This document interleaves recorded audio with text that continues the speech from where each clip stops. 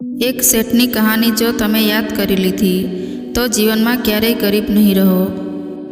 નમસ્કાર, જય શ્રી રામ મિત્રો, ફરીથી સ્વાગત છે તમારું આપણી ચેનલમાં। મિત્રો, આજની કહાની એ વિષય પર છે કે માણસ ગરીબ કેમ રહે છે, ધનવાન કેમ નથી બની શકતો અને ધનવાન બનવા માટે શું કરવું પડે છે। દુનિયાનો દરેક માણસ એવું જ ઈચ્છે છે કે અમે જીવનમાં ધનવાન બનીએ, ગરીબ ના રહીએ, કેમ કે ગરીબી માણસને હંમેશા તન અને મનથી દુઃખી રાખે છે। દરેક વ્યક્તિ એવું જ ઈચ્છે છે કે ગરીબી ક્યારેય પણ અમારી પાસે આવે નહીં। તો હવે પ્રશ્ન એ છે કે ગરીબી કેવી રીતે દૂર થાય અને ધનવાન કેવી રીતે બની શકાય, કેમ કે ધનવાન બનવા માટે અને સુખ પ્રાપ્ત કરવા માટે આપણને પૈસાની જરૂર પડે છે, જેને આપણે લક્ષ્મી કહીએ છીએ। તો લક્ષ્મી આપણા ઘરમાં કેવી રીતે આવે, આપણે એવું કયું કાર્ય કરવું જોઈએ જેનાથી લક્ષ્મી આપણા ઘરેથી ક્યારેય જાય નહીં। તો મિત્રો, આ વાત આપણે આજની કહાનીના માધ્યમથી જાણીશું। કહાની શરૂ કરતાં પહેલાં તમને વિનંતી છે કે આ વિડીયોના અંત સુધી જોડાયેલા રહેજો અને વિડીયો પસંદ આવે તો લાઈક શેર કરજો। અને હજુ સુધી જો તમે અમારી ચેનલને સબસ્ક્રાઈબ ના કરી હોય તો અત્યારે જ સબસ્ક્રાઈબ કરી દેજો તથા કોમેન્ટ બોક્સમાં જય શ્રી રામ જરૂરથી લખી દેજો, જેથી ભગવાન શ્રી રામની કૃપા આપણા સૌ પર નિરંતર બની રહે। તો ચાલો કહાની શરૂ કરીએ। એક સમયની વાત છે। એક શેઠ હતા। શેઠ ખૂબ જ ધનવાન હતા। માતા લક્ષ્મી તેમના પર ખૂબ જ પ્રસન્ન હતા। શેઠ એક દિવસ રાત્રે આરામ કરી રહ્યા હતા, એટલે કે સૂઈ ગયા હતા। તે જ સમયે માતા લક્ષ્મીએ શેઠને સપનું આપ્યું અને કહ્યું કે શેઠજી, હું તમારા ઘરમાં છેલ્લા 25 વર્ષથી રહી છું, પરંતુ હવે હું તમારા ઘરેથી જવા માંગુ છું। આ સાંભળીને શેઠજી વ્યાકુળ થઈ ગયા અને કહ્યું કે માતા લક્ષ્મી, તમે ના જશો। ત્યારે માતા લક્ષ્મી બોલ્યા કે કેમ? પછી શેઠજી બોલ્યા, માતા લક્ષ્મી, એક તમે જ છો કે જેના કારણે બધા લોકો મને સલામ કરે છે અને મારી ઇજ્જત કરે છે। જો તમે ચાલ્યા ગયા તો હું રોડપતિ થઈ જઈશ, હું કંગાળ થઈ જઈશ, હું કરોડપતિ કે અરબપતિ નહીં રહું, એટલે કે હું ભિખારી થઈ જઈશ। હે માતા, તમારા કારણે જ મેં પ્રેમ વ્યવહાર અને સગા સંબંધીઓ પાસે અને મંદિરોમાં જવાનું બંધ કરી દીધું છે। આ સાંભળીને માતા લક્ષ્મી કહેવા લાગ્યા, શેઠજી, મેં તમને ક્યારે ના પાડી હતી કે તમે મારા પાછળ આ બધું બંધ કરી દો, તમારી ભક્તિ બંધ કરી દો, મંદિરોમાં જવાનું છોડી દો, કે તમારા સગા સંબંધી અને વહાલા વ્યક્તિઓ સાથે પ્રેમભાવ છોડી દો। માતા લક્ષ્મીએ આ શબ્દો કહ્યા અને પછી કહ્યું કે શેઠજી, હું જરૂર જઈશ, હું ક્યારેય પણ એક જગ્યાએ રોકાતી નથી। પછી શેઠજી બોલ્યા કે જાઓ, હવે હું શું કરી શકું? તમારા ગયા બાદ હું તો કંગાળ થઈ જઈશ। હું તમને ખૂબ જ પ્રેમ કરું છું। શેઠજીની આ વાત સાંભળીને માતા લક્ષ્મી કહેવા લાગ્યા, શેઠજી, હું તમને એક વરદાન આપીને જઈશ, ગભરાશો નહીં, પરંતુ 2 વરદાન નહીં આપું, ખૂબ જ ધ્યાન રાખજો। માંગો, તમે શું વરદાન માંગવા ઈચ્છો છો? તમારે શું વરદાન જોઈએ છે? માતા લક્ષ્મીના વચન સાંભળીને શેઠજી બોલ્યા, હે માતા લક્ષ્મી, હું અત્યારે વરદાન નહીં માંગું, મારા ઘરના સભ્યોની સલાહ લીધા બાદ જ હું વરદાન માંગીશ, મને થોડો સમય આપો। હે માતા લક્ષ્મી, તમે કાલે આવજો। કોઈએ સાચું જ કહ્યું છે કે જે સમજદાર લોકો હોય છે, જે ચાલાક હોય છે, તેઓ પોતે નિર્ણય નથી લેતા, તેઓ પોતાના પરિવારના સભ્યો સાથે ચર્ચા વિચારણા કર્યા બાદ જ કોઈ પણ કાર્યનો યોગ્ય નિર્ણય લે છે। ત્યારબાદ માતા લક્ષ્મી સપનામાંથી ચાલ્યા ગયા।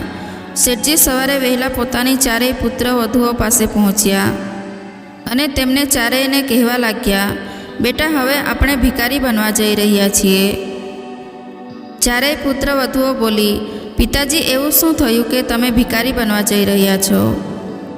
ત્યારે શેઠજી બોલ્યા, ગઈકાલે રાત્રે માતા લક્ષ્મીએ મને સપનામાં દર્શન આપ્યા અને કહ્યું કે શેઠજી, હવે હું તમારા ઘરેથી જઈ રહી છું, પરંતુ હું તમને એક વરદાન આપીને જઈશ।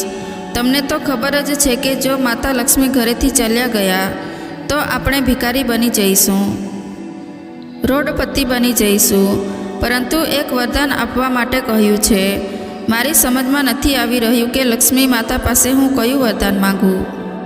પછી શેઠજીએ તેમની મોટી પુત્રવધૂને પૂછ્યું કે વહુ તું જણાવ કે હું લક્ષ્મી માતા પાસે કયું વરદાન માંગું. ત્યારે મોટી વહુ કહેવા લાગી કે પિતાજી તમે તેમની પાસે સોનું અને ઝવેરાત માંગી લેજો. ત્યારે શેઠજી બોલ્યા ઠીક છે. ત્યારબાદ શેઠજીએ બીજા નંબરની વહુને પૂછ્યું કે વહુ હવે તું જણાવ કે તારી શું ઈચ્છા છે, મારે માતા લક્ષ્મી પાસે શું માંગવું જોઈએ. ત્યારે બીજા નંબરની વહુએ કહ્યું કે પિતાજી તમે બીજું કશું પણ માંગશો નહીં. તમે માતા લક્ષ્મી પાસે સ્કૂલ, કોલેજ અને શહેરની બધી જ હોસ્પિટલો માંગી લેજો, કેમ કે કોલેજોમાં અને હોસ્પિટલોમાં પૈસાની ખૂબ જ કમાણી થાય છે. ત્યારે શેઠજી કહેવા લાગ્યા કે ઠીક છે બેટા. ત્યારબાદ શેઠજીએ તેમની ત્રીજા નંબરની વહુને પૂછ્યું કે બેટા તમે જણાવો કે તમારી શું ઈચ્છા છે, હું માતા લક્ષ્મી પાસે શું માગું. ત્યારે ત્રીજા નંબરની વહુએ કહ્યું કે પિતાજી તમે શહેરની બધી જ જમીન પોતાના નામે કરાવી લો, કેમ કે જમીનમાં ઘણું બધું અનાજ પેદા થાય છે, આપણે ગરીબ નહીં રહીએ. ખેતરમાં આટલું બધું અનાજ પેદા થશે તો આપણે ધનવાન જ રહીશું. ત્યારે શેઠજીએ કહ્યું કે ઠીક છે દીકરી. ત્યારબાદ શેઠજીએ તેમની સૌથી નાની વહુને પૂછ્યું બેટા હવે તું જણાવ કે મારે માતા લક્ષ્મી પાસે કયું વરદાન માંગવું જોઈએ. ત્યારે સૌથી નાની વહુ કહેવા લાગી કે પિતાજી મારે સોનું પણ નથી જોઈતું, ઝવેરાત પણ નથી જોઈતા, હોસ્પિટલ કે કોલેજો પણ નથી જોઈતી અને મને શહેરની આ બધી જમીન પણ નથી જોઈતી. ત્યારબાદ શેઠજી બોલ્યા તો પછી તારે શું જોઈએ છે. ત્યારે સૌથી નાની વહુએ કહ્યું પિતાજી જ્યારે લક્ષ્મી માતા તમારા સપનામાં આવે અને તમને વરદાન માંગવા માટે કહે તો તમે એ માંગજો કે કદાચ અમે ગરીબ થઈ જઈએ ત્યારે અમારા વહુ અને દીકરાઓની વચ્ચે હંમેશા પ્રેમભાવ જળવાઈ રહે અને બીજું કશું પણ માંગશો નહીં. મિત્ર ચારેય વહુઓની વાતો સાંભળીને શેઠજી ત્યાંથી ચાલ્યા ગયા અને જ્યારે રાત પડી અને રાત્રે શેઠજી સૂઈ ગયા. ત્યારબાદ રાત્રે સપનામાં માતા લક્ષ્મી આવ્યા. ત્યારે માતા લક્ષ્મીએ કહ્યું કે શેઠજી તમે તમારા ઘરના પરિવારના સભ્યો પાસેથી સલાહ તો લઈ જ લીધી હશે, તો હવે તમે વરદાન માંગો, પરંતુ એક જ વરદાન માંગજો, 2 વરદાન ના માંગતા, કેમ કે હું તમને એક જ વરદાન આપીને જઈશ. ત્યારે શેઠજી કહેવા લાગ્યા કે હે માતા હું ફક્ત એક જ વરદાન માંગીશ, 2 નહીં માંગું. ત્યારે માતા લક્ષ્મીએ કહ્યું કે તમે વરદાન માંગો, કેમ કે હવે હું જવા માગું છું. શેઠજી કહેવા લાગ્યા હે માતા જ્યારે તમે ચાલ્યા જાઓ તે પહેલાં અમને એ વરદાન આપજો કે તમારા ગયા બાદ અમે ગરીબ તો થઈ જઈશું, એ નિશ્ચિત વાત છે, પરંતુ જ્યારે અમે ગરીબ બની જઈએ ત્યારે હું અને મારા દીકરા અને પુત્રવધૂમાં એટલે કે અમારા આખા પરિવારમાં હંમેશા પ્રેમભાવ જળવાઈ રહે, બસ બીજું મારે કાંઈ પણ નથી જોઈતું.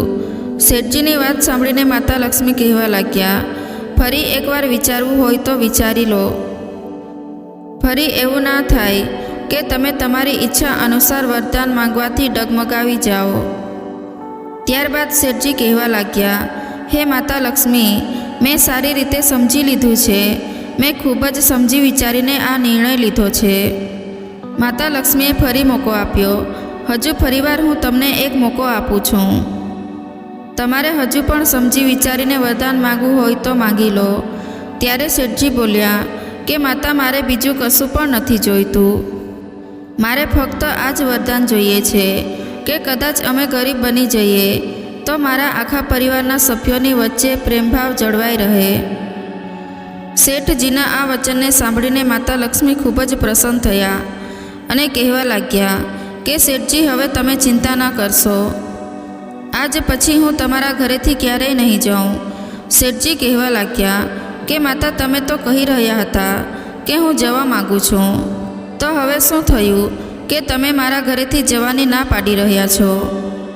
ત્યારે માતા લક્ષ્મી બોલ્યા શેઠજી આજ તો કારણ છે કે જ્યાં પ્રેમ હોય છે, જ્યાં સહનશીલતા હોય છે, જ્યાં પરિવારના દરેક સભ્યોની વચ્ચે પ્રેમભાવ અને આત્મીયતા હોય છે, જે ઘરમાં ઝઘડાઓ નથી થતા, ત્યાં જ તો હંમેશા હું રહું છું.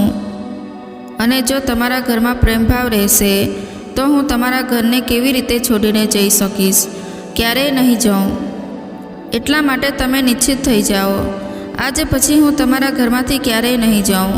શેઠજીએ જ્યારે માતા લક્ષ્મીના વચન સાંભળ્યા ત્યારે તેમનો ચહેરો ખુશીથી ખીલી ઉઠ્યો અને વારંવાર તેમણે માતા લક્ષ્મીને પ્રણામ કર્યા. તો મિત્રો, આ કહાનીમાંથી આપણને એ બોધ મળે છે કે જે ઘરમાં હંમેશા કલેશ રહે છે, જે ઘરમાં લડાઈ અને ઝઘડાઓ થતા રહે છે, તે ઘરમાંથી માતા લક્ષ્મી હંમેશા માટે જતા રહે છે. અને જે ઘરમાંથી માતા લક્ષ્મી જતા રહે છે તો તે ઘર હંમેશા માટે ગરીબ થઈ જાય છે. તો મિત્રો, માણસના જીવનમાં આ રીતે ગરીબી આવે છે. અને જ્યાં પ્રેમ હોય છે, જે ઘરમાં કલેશ અને લડાઈ ઝઘડા નથી થતા, ત્યાં માતા લક્ષ્મી હંમેશા વાસ કરે છે. અને તે જ માણસ સુખી રહે છે અને તે જ ઘરમાં હંમેશા અમીરી રહે છે. તો મિત્રો, આ રીતે માણસના જીવનમાં ગરીબી અને અમીરી આવે છે. તો મિત્રો, આજની કહાની તમને કેવી લાગી તે કમેન્ટ કરીને જરૂર જણાવજો. અને વિડીયો પસંદ આવ્યો હોય તો લાઈક અને શેર કરજો. તથા ચેનલ પર નવા હોવ તો ચેનલને સબસ્ક્રાઈબ જરૂરથી કરજો. ફરી મળીશું એક નવા વિડીયો સાથે. જય શ્રી રામ.